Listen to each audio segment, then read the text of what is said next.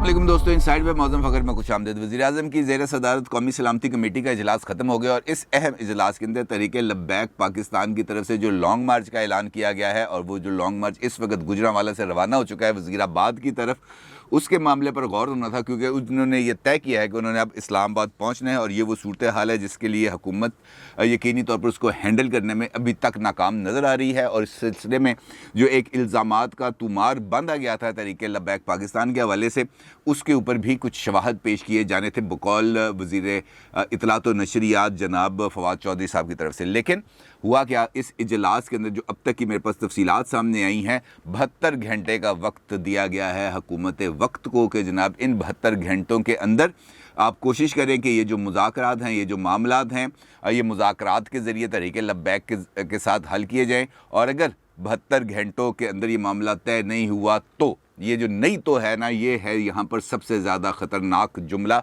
अगर नहीं हुआ तो उसके बाद क्या होगा, और वो इशारा है जो वफाकी वज़ीर दाखिला शेख रशीद अहमद साहब ने कल टीवी के एक प्रोग्राम में, जियो के प्रोग्राम में शाहज़ेब खानज़ादा साहब के साथ गुफ्तगू के अंदर दिया।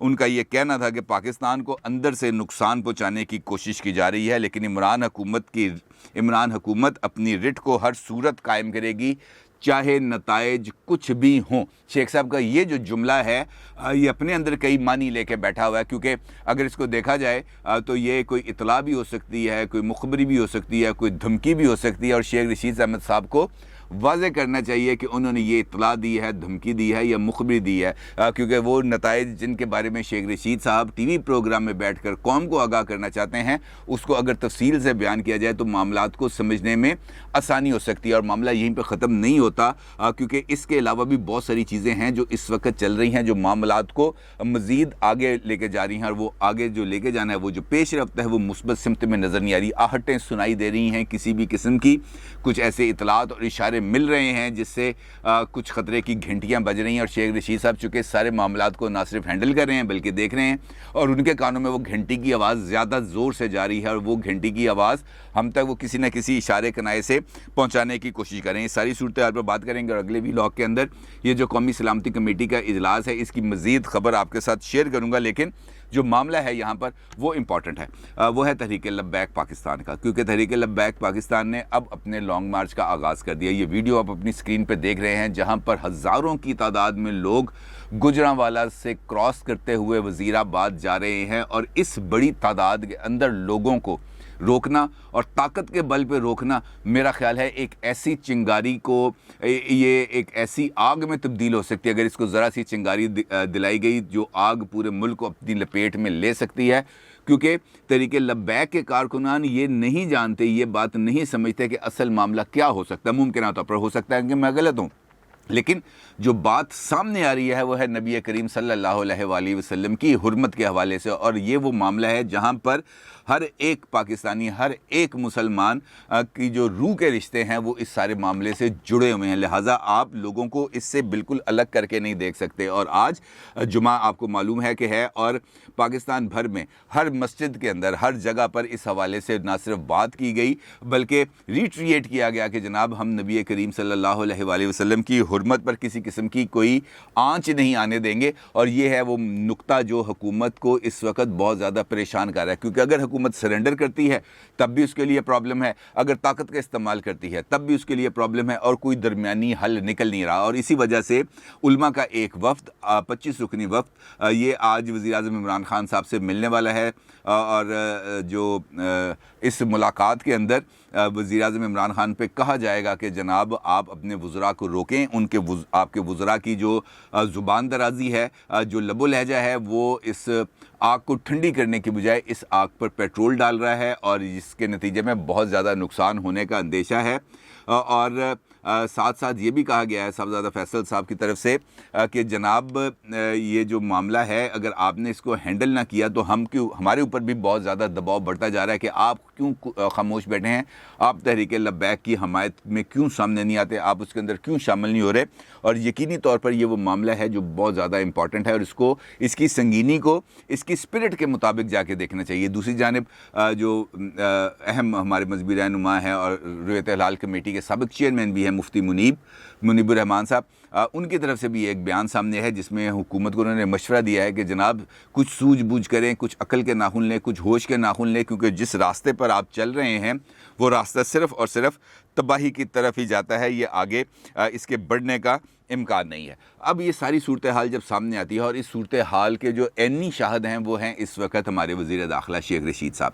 और इस सूरत हाल को कल के जो उनका टीवी प्रोग्राम है वो बहुत ज़्यादा इंपॉर्टेंट है। इंपॉर्टेंट इस वजह से कि उन्होंने बहुत सारी बातें ना सिर्फ इशारे कनाई में की हैं बल्कि कुछ बातें उन्होंने बहुत ज़्यादा खुल के भी की हैं।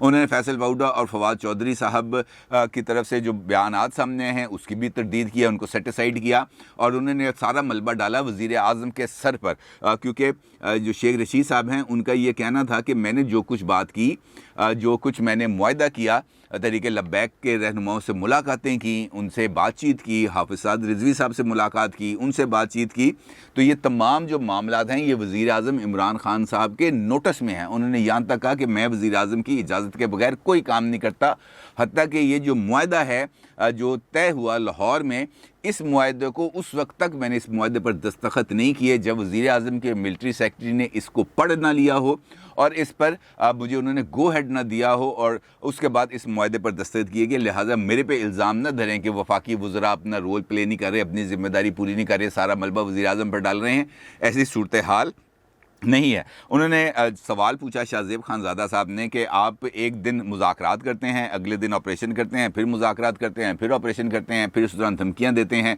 कालादम तंजीम को का नेक्सस एक गैर मुल्की के साथ बनाने की कोशिश करते हैं और फिर दोबारा मुज़ाकरात की मेज़ पर चल जाते हैं। तो ये क्या दो अमली है हुकूमत की तरफ से? तो शेख रशीद साहब का इस पर जवाब था कि हम एक सियासी हुकूमत हैं और सियासी हुकूमत मुज़ाकरात के दरवाज़े बंद नहीं कर सकते। इमरान खान साहब ने जितनी लचक दिखानी थी उन्होंने वो लचक दिखा दी है। अब तहरीक लब्बैक हुकूमत के गले पर अंगूठा रख के अगर कोई बात मनवाना चाहेगी तो वो बात नहीं मानी जाएगी और हुकूमत अपनी रिट हर सूरत कायम करेगी। और यहीं से वो वाली बात है जिसका जिक्र मैंने पहले किया था कि पाकिस्तान को अंदर से नुकसान पहुंचाने की कोशिश की जा रही है, लेकिन इमरान खान साहब हुकूमत की रिट को हर सूरत कायम करेंगे चाहे नताइज कुछ भी हों। यानी शेख रशीद साहब ने दो चीज़ों को बड़ी क्लैरिटी से वाज़े किया कि हुकूमत इस वक्त किस लेवल पर पहुँच चुकी है और अपना जो इजहार है बेबसी का वो किस सूरत में जाके कर रही है। दूसरी जानिब वो डरा रहे हैं हमको भी, आपको भी और तहरीक लब्बैक वालों को भी कि इसके नताइज हो सकते हैं। अब इसके नताइज की अगर हम बात करें तो नताइज मुमकिन तौर पर क्या हो सकते हैं, क्योंकि माजी यकीनी तौर पर जो हमारा है वहाँ पर एक ऐसी ही तहरीक चली थी, वो थी तहरीक निज़ाम में निफाज़ मुस्तफ़ा और 9 सितारों की भुट्टो साहब के ख़िलाफ़, और इस मूवमेंट का अंजाम एक मार्शल लॉ के निफाज के ऊपर और एक वज़ीर आज़म की फांसी के ऊपर जाके मुंतज हुआ था, ख़त्म हुआ था। और अगर उसी हवाले को अब हम देखें तो जो सूरत हाल इस वक्त बन रही है वो भी उस सिमत में जाती हुई नज़र आ रही है। और शेख रशीद साहब का ये जो क्लिप मैं अभी आपको सुनाने जा रहा हूँ ये भी उसी प्रोग्राम का एक क्लिप है और इस क्लिप के अंदर शेख रशीद साहब ना सिर्फ अपनी बेबसी का इजहार कर रहे हैं बल्कि वो बता रहे हैं कि क्या होने जा रहा है। ये क्लिप सुनिए। मुल्क में कोई ऐसी फजा ना पैदा हो जाए कि जो ये सोच रहे हैं उससे बिल्कुल उलट हो जाए, लेने के देने ना पड़ जाएं और सारी उम्र कौम, मैं कौम को एक रिकॉर्ड बयान दिलवा रहा हूं।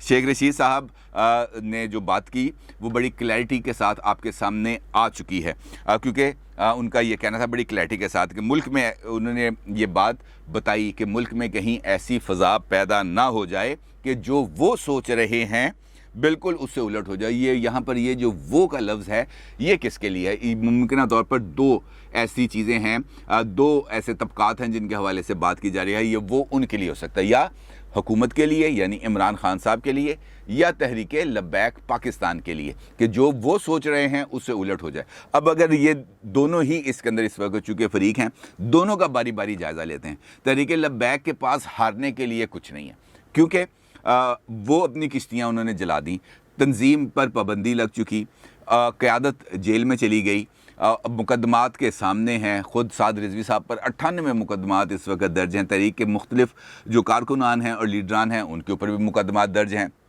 उनके पास हारने को कुछ नहीं। क्या किया जाएगा? मास ये कि गोलियां चलाई जाएंगी, सीधी शेलिंग की जाएगी, उठा के जेलों में बंद कर दिया जाएगा, जेलों पे भर दिया जाएगा, इनसे ज़्यादा दहशतगर्दी के पर्चे होंगे। इसके अलावा उनके पास कुछ नहीं है। जबकि हुकूमत के पास हारने को बहुत कुछ है। हुकूमत के पास हारने को अपनी रिट है, अपनी अथॉरिटी है और ख़ुद अपनी हुकूमत है जो स्टेक पर इस वक्त आके लग चुकी है। और जो शेख रशीद साहब का अगला जुमला है वो भी बिल्कुल बहुत ज़्यादा इंपॉर्टेंट है, उनके कहीं लेने के देने ना पड़ जाएं। अब ये लेने के देने किसको पड़ सकते हैं? ये भी मैंने आपको बताया कि दो फरीक हैं, हुकूमत और टीएलपी। इन दोनों के पास ही जीतने को कुछ है या हारने को कुछ है। तरीके लब्बैक के पास हारने को कुछ नहीं, उनके पास जीतने को बहुत कुछ है। अगर हुकूमत झुक जाती है, उनके सामने मुज़ाकरात के अंदर कुछ गिव एंड टेक की सूरत हाल ऐसी बन जाती है कि तरीके लब्बैक के पास विन विन सिचुएशन आ जाए या खाली विन उनके पास चली जाए, तो वो तो हारने वाली सिचुएशन से बाहर निकल चुके हैं। जबकि जो हुकूमत है उसके पास जीतने के का मौका है, उसके पास जीतने का सिंपल एक मौका है कि वो इतनी ब्रूटली इस मामले को हैंडल करे, इस पर इतने लोगों की लाशें गिरा दे और उसके बाद वो ये उन लाशों पर खड़ा होकर वो ये कहें इमरान खान साहब के देखें मैंने हुकूमत की रिट को बहाल कर दिया। लेकिन क्या इमरान खान साहब इस सारे ब्रूटल एक्टिविटीज़ का कोई बोझ उठा सकेंगे? इसका जवाब है यकीनी नहीं, क्योंकि वो भी एक सियासी ज़हन रखते हैं। वो भी इस वक्त एक सियासी पार्टी को हेड कर रहे हैं और उनको पता है कि मैंने आज या कल मैंने दोबारा जाना है लोगों के पास, दोबारा जाके उनसे वोट लेने हैं। लिहाजा कोई भी सियासी गवर्नमेंट इस लेवल पर नहीं जा सकती जहां पर जाकर वो लोगों की जो लाशें बिछाकर लाशों के सर पे खड़े होकर रिट ऑफ द गवर्नमेंट को कायम कर सके। लिहाजा ये भी इमरान खान साहब के लिए मुश्किल है। लिहाजा हुकूमत के पास जीतने को कुछ नहीं, हारने को बहुत कुछ है। और टीएलपी के पास हारने को कुछ नहीं है, जीतने को बहुत कुछ है। और यही वो मखमसा है जहां पर इस वक्त हमारी हुकूमत और इस्टेब्लिशमेंट आके फंसी हुई है। और ना सिर्फ ये सूरत हाल है बल्कि ISPR की एक प्रेस रिलीज़ है और इस प्रेस रिलीज़ में ये बात बताई जा रही है कि जनाब एक इजलास होने जा रहा है और वो इजलास है joint chiefs of staff committee का। और इसके अंदर जो डिफेंस और सिक्योरिटी एनवायरनमेंट के हवाले से जो इजलास है उस पर गौर किया जाएगा और chairman joint chief of staff committee वो इस इजलास की सदारत करेंगे। तीनों मुसल्लह अफवाज के जो सरबराह हैं अब वो इसमें शिरकत करेंगे। और ये इजलास भी आज ही यानी नेशनल सिक्योरिटी कमेटी के इजलास के बाद एक ये इजलास भी होने जा रहा है। और ये इजलास भी बहुत ज़्यादा इम्पोर्टेंस रखता है क्योंकि यहाँ पर सारे फ़ौजी दिमाग बैठे हैं। और चूँकि ये अफवाज पाकिस्तान और नेवी, एयरफोर्स और हमारी जो फ़ौज है ज़मीनी फ़ौज, इन तीनों का मुश्तरका इजलास है। और इस इजलास के अंदर भी यकीनी तौर पर जो मुल्क को दरपेश सूरत हाल है उसका जायज़ा लिया जाएगा। और जब ये जायज़ा लिया जाएगा तो फिर एक नई सूरत हाल डेवलप हो सकती है। यहाँ पे तय पाने वाले मामलात का जिक्र किया जा सकता है दोबारा अगले इजलासों में और उससे एक नई संगीन सूरत हाल बन सकती है। अब जिस तरह मैंने आपको बताया कि दबाव बढ़ रहा है हुकूमत पर इस बात का दबाव बढ़ रहा है कि जनाब इनके साथ मुज़ाकरात करें। उलमा भी आज वज़ीर आज़म से मिल रहे हैं और शुनीद यह है कि वज़ीर आज़म भी जल्द कौम से ख़िताब करेंगे। और इस वक्त जो PTI का जो सोशल मीडिया है वहाँ पर जो वीडियोस चल रही हैं वो सिर्फ़ और सिर्फ इस हवाले से चल रही हैं कि किस तरीके से TLP के कारकुनान पुलिस एहलकारों को पकड़ के उन पर तशद्दुद का निशाना बना रहे हैं। दूसरी सिमत की कोई वो जो चीज़ है वो सामने नहीं आ रही। जहाँ तक शेख रशीद अहमद साहब का जो कल का इंटरव्यू है, उनकी जो बॉडी लैंग्वेज है वो और बातें, बॉडी लैंग्वेज और जो उन्होंने वहाँ पर लबो लहजा अख्तियार किया, जिस किस्म का दबाव उनके चेहरे से नज़र आ रहा था वो इशारा दे रहा है कि हालात ठीक नहीं हैं। दोनों फरीक अपनी अपनी रेड लाइंस के ऊपर पहुंच चुके हैं और कौन सा फरीक पहले रेड लाइन क्रॉस करेगा ये है वो सूरत हाल। और जिसके बाद अगले कुछ इम्कानात पैदा होंगे जो मुमकिन तौर पर पाकिस्तान के लिए अच्छे नहीं हैं, पाकिस्तान की सियासत के लिए अच्छे नहीं हैं, पाकिस्तान की इकानमी के अच्छे नहीं हैं और सबसे बढ़कर इस वक्त मुल्क में जो अमन मान की सूरत हाल है उसके लिए अच्छे नहीं हैं और लोगों की जानो माल के लिए भी, उनके तहफ़्फ़ुज़ के लिए भी अच्छे नहीं हैं। इस सूरत हाल में जो फैसल बाउडा साहब हैं और फवाद चौधरी साहब हैं इन पर बहुत ज़्यादा उंगलियां उठ रही हैं और ख़ासतौर पर मजहबी तबकात की जानिब से उंगलियां उठाई जा रही हैं। इनको खामोश होने का कहा जा रहा है कि जनाब इनको खामोश कराएं क्योंकि ये जब बोलते हैं तो कुछ ऐसा बोलते हैं जिससे वो जो फसाद है उसमें इजाफा होने लगता है। लेकिन इमरान खान साहब अब इनको खामोश कराएंगे, किस तरीके से मामलात को हैंडल करने के लिए कौन सी नई स्ट्रेटजी बनाई जाएगी। ये जो कौमी सलामती का इजलास है, कौमी सलामती कमेटी का इजलास है, इसके अंदर जो खुफिया इदारे हैं, ISI है, IB है, उनके नुमाइंदों ने भी शिरकत की और उन्होंने वहाँ पे क्या रिपोर्ट्स दी हैं, किस हवाले से हुकूमत को क्या मशवरे दिए गए हैं। क्योंकि वो क्लिप जो गुजरांवाला से रवानगी का है वो मैंने आपको दिखाया है वहाँ पर जो इस वक्त लोगों का एक हजूम है, जितनी बड़ी तादाद में लोग वहाँ पे मौजूद हैं, इतनी बड़ी तादाद में लोगों पर ताकत का इस्तेमाल करना को खाला जी का घर नहीं है। इसके लिए बहुत दिल गुर्दा चाहिए, और ख़ास तौर पर उस वक़्त जब सामने से लब्बैक लब्बैक या रसूल अल्लाह की सदाएं बुलंद हो रही हों, तो दूसरी तरफ से उन पर गोली चलाना बहुत ही ज़्यादा मुश्किल काम है, बहुत ज़्यादा मुश्किल काम है।